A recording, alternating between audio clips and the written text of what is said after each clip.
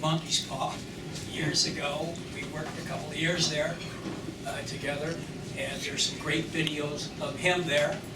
I interviewed him last year, and you know, it's the toughest thing. This is like a tough thing. I found out about it from an agent. I was driving from Woodstock to meet Fred Dicker. I told Bill Sheff this the other day. On Friday the 6th. I had a radio show I was supposed to do that day, which I didn't do.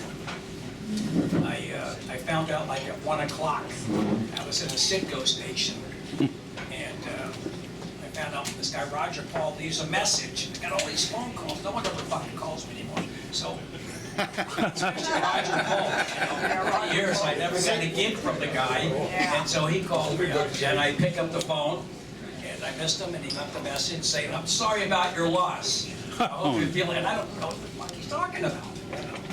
Lynn Zoe Friedman called, and a bunch of others. So I just sat at that Citgo station, and I went over and got an NA beer.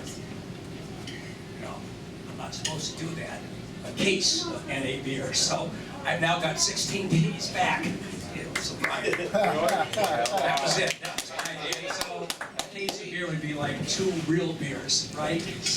And you can't drink those things.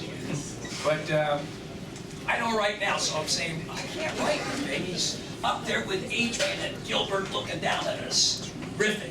You know what I mean? That's what you got to think. They're up there, and you can't fuck around and be pretentious.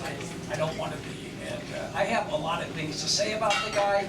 I mean, most of my, the greatest moments were on the phone or hanging out with him. As Bill said the other day, we were talking about, if you went into the Westway Diner at 1 o'clock in the morning and Danny was holding shop there, you definitely would be there until 4 or 5, all right? Because Danny was one of the great table guys of our time. And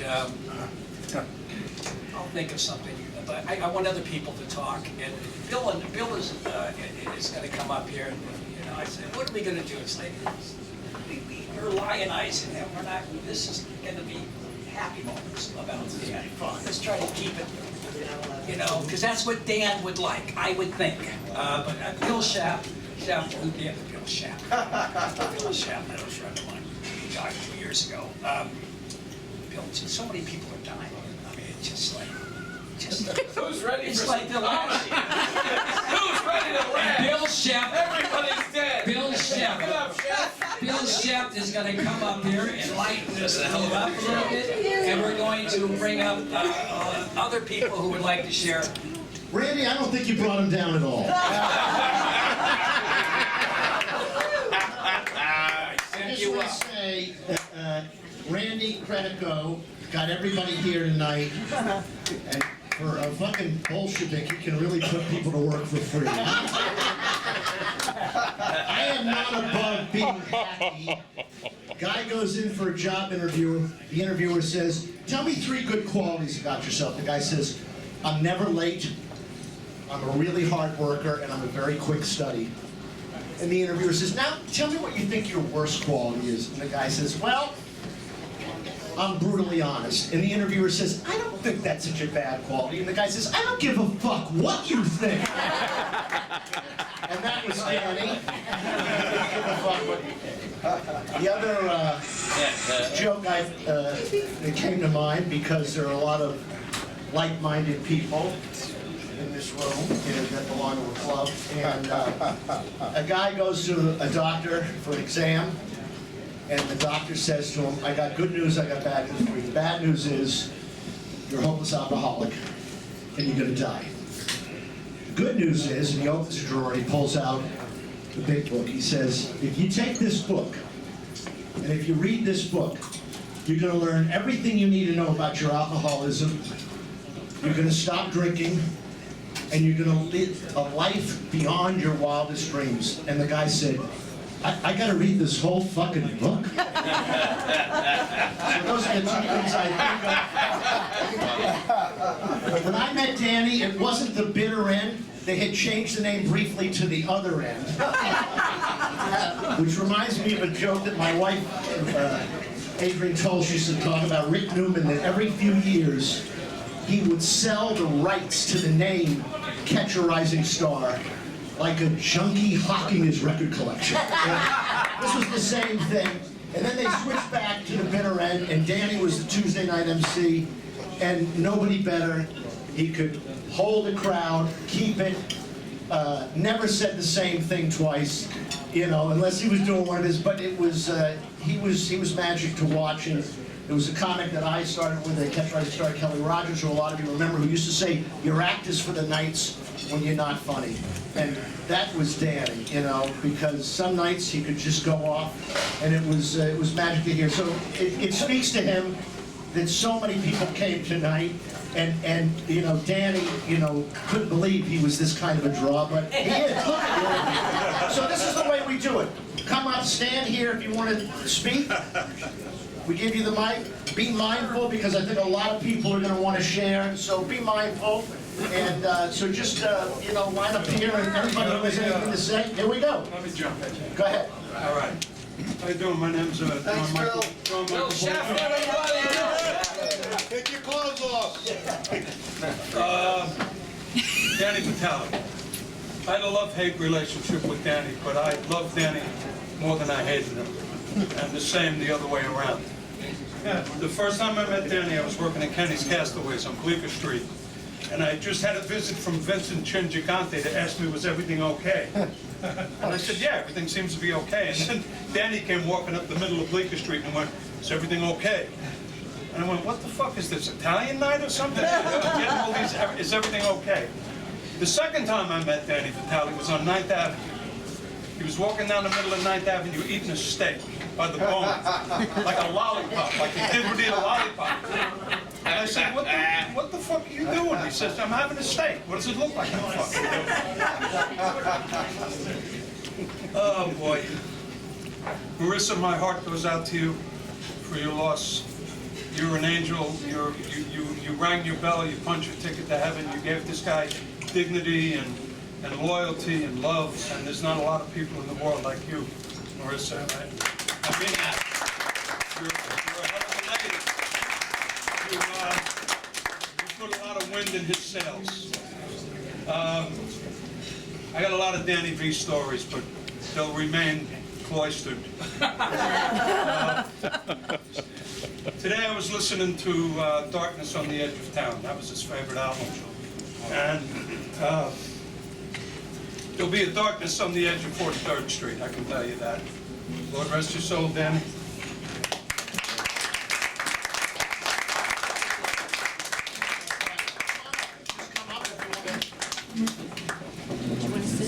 Very loose. This is the way the Quakers do it.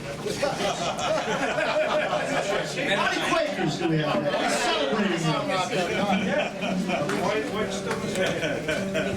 Hi, I'm Rocco Peppo. I've Danny since I'm 14 years old. He was friends with my brother. He said that we were the first real Italians he ever met. Later on in life, I became a comedian. And I was hosting an open mic at the Music Inn on West 4th Street, had it in the basement. And Danny would come down, and for my Christmas show, Danny did like a 20-minute set. And I introduced him like, oh, it's Danny Vitale. He was a cast member in 1985, Saturday Night Live. He did movies and did TV shows. And he comes up and goes, Rocco, look, you should have told everybody that, you know, I was on TV 35 years ago, because now I gotta explain why I'm in this fucking dump on the basement.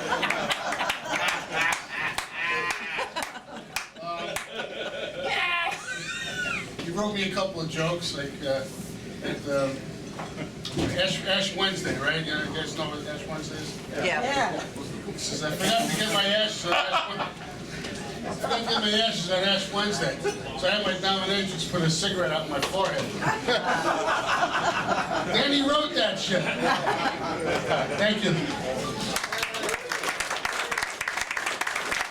I remember the first time I saw Danny, he did a line, he said, I got a new movie coming out, Mickey 1-2. Now come on, how many of you remember that? One Baby is a comic. That's the type of set. Come on up. Hey, Bill Schefter, everybody. Give it up for Bill Schefter, everybody. Come on. Hey, let me just start by saying it is good to be here at Dan's Remembrance on a Sunday night. My career has taken off. I love Danny V. What you need to know about Danny V is people who are New Yorkers who grew up on Danny V and realize the brilliance of Danny V is everyone else knew Danny V as just brilliant.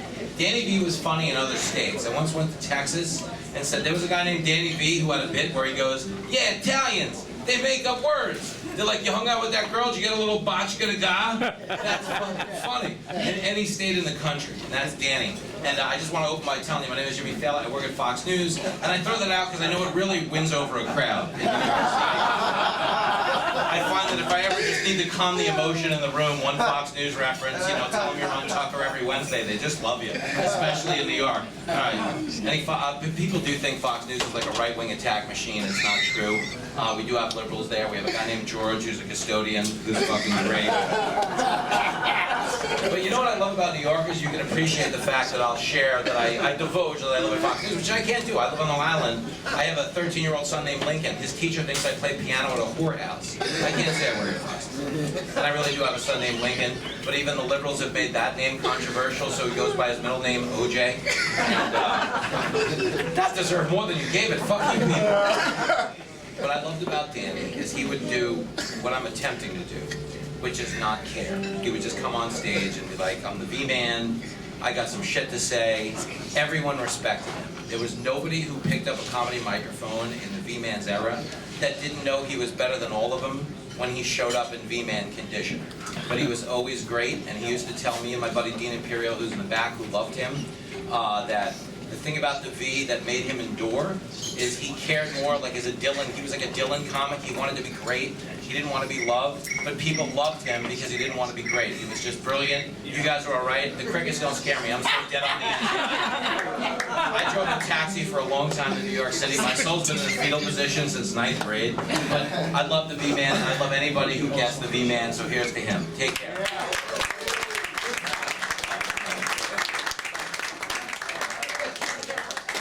Sorry.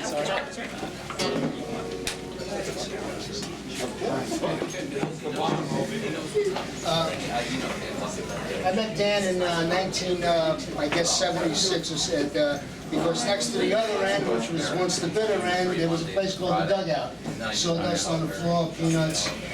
And Dan came in, he was just starting out, he had to be 20 years old at the time.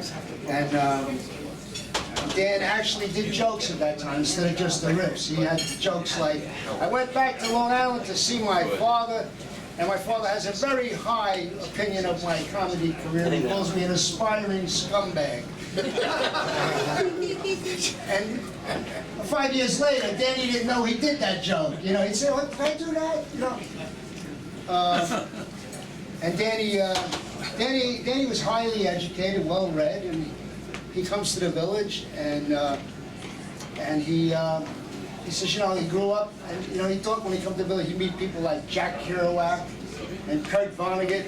Instead, he'd meet me and my brother Rocco. But you know, so to counter, I read the first chapter of On the Road. And it turns out that Kerouac had a brother named Rocco. So that was my only way to get back at him. But yeah, me and after I got married and moved back to Brooklyn, me and Dan stopped hanging, and he had his shot, and he came back to Manhattan, and anyway, we reconnected later on. And my brother was running a open mic at the Music Inn in the village, and Dan seemed to be like so into it. Like everybody he met, he'd say, "I'm doing a Music Inn on Tuesday nights. I'm doing a Music Inn." He seemed very safe there, and I love that about him. That in my phone, I have his last performance. It was at the Broadway Comedy Club. He came to see us. And Steve Aarons put him up for a few minutes, and so I have it on my phone, man. And it has one of those send buttons instead of the share button, so I can't share it. But technologically, I'm going to figure it out someday, and I'm going to post his last performance. Thanks a lot. Who's next? Thank you, Bill. like that I'm going to break up the Italian thing. Well, I'm a neurotic Jew, and there's very few comedians, so I would sit in a room full of unmasked people for an hour. But Danny was one of those people, and by the way, it's been so slow. I performed with Danny so many times, the monkeys fall all over, and you know, you always say somebody's going to be missed, and you kind of write that in, but Danny is really, really going to be missed. And again, I would go on at like 9, he'd go on at 12, and I'd be staying there because you don't want to miss anything. So somebody sneezed while I was standing there, but I'm not thinking about that now. I'm just thinking about Danny. And you know, one first memory of Dan, we first met 1978. We were past the comic strip, and we were both so afraid, even just to be there. We were on the end of the bar, just cowering and just thrilled that we didn't get on, which wasn't going to happen anyway. So, and then you fast forward to so many nights where it was just a privilege to be with him. And my late friend John Marshall, some of you may know, I'm going to post it. We did a podcast, John and I, towards the end of his life, and he went on for 15, 20 minutes. How Danny was his favorite comedian, how we influenced him, and I'm just so thankful all those times I got to hang out with him, to see him. And, you know, when I saw this posted, it seemed like no one's going to come out. Everybody's afraid. We're all neurotic Jews. And to see this turnout, and check in 3 days later to see how you're doing. But anyway, I'm so happy to be here, and I really will miss Danny. But I'm so, as you hear tonight, we're all remembering the jokes, and we'll never forget them. We'll never forget how funny and a great guy he was. Scott Blakeman. One second. Scott. Just want to say Scott and Howard Feller and who else? What's his name? Gary Weintraub, Rhonda Hanson, what's her name? Joan Ryman, and a whole bunch. We worked, began in 2015. We had a little group of comedians that worked together. Andreas Rila played the guitar. He'll play a song later on. First at Theater 80 St. Mark's, and then at the, where was it? Commons. Brooklyn Commons. And one other place. So we kind of floated around over the last 7 years. And nobody wanted to follow Danny. So Danny would go on last. Only one person that would do it, because it was the work. You didn't want to go on. That was it, you know. Would be Howard Feller. Howard Feller, I'll do it. I'll do it. I always thought I could get. An impossible gig. He says, I want to do some time. And if he's the only one, he was like Colonel Nicholson at Calais when they were trying to get from Dunkirk. He took over all the fucking heat until everyone got out of the room. So thank you for that, Hal. We're going to bring Howie up. But right now, Michael Sergio, who I first saw parachute into Met Stadium back in 1986. Hey, we need a singer. Some Sinatra. Oh, Lottie. Oh, Sorry. Don't tell Mama. Oh, Mike, and Danny's gone, but he left me his body.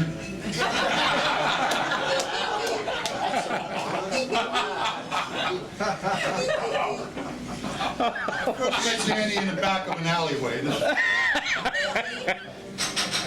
We both tried to figure it out. I think it was 76, and Grease was doing another round of casting for Grease. And it was that alley that two theaters, the Majestic and something else, feed into the same alley back there. Great alley.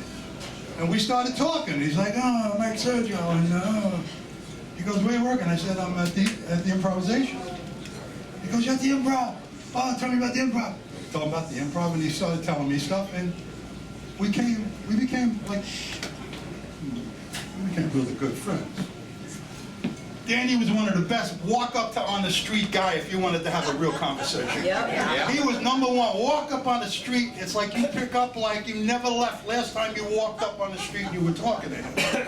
He was beautiful with that. He had this thing going where I always thought he was innocent. I always thought that Danny was doing stuff he knew he was doing, he liked he was doing it, but he was also innocent. You know, he didn't have the reins, and so he was just running pure and running fast and he was running sweet and innocent.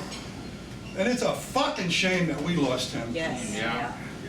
My wife and I, we actually spoke to him for an hour on the Saturday before, I guess it's Tuesday he passed away.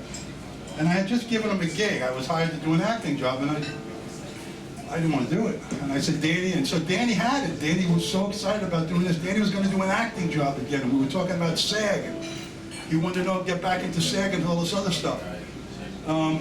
Anyway, we spoke for an hour, and he was just so up and so happy. And then when Marissa called, it was just like, that was a tough one. That was really tough. I'm Mike Sergio.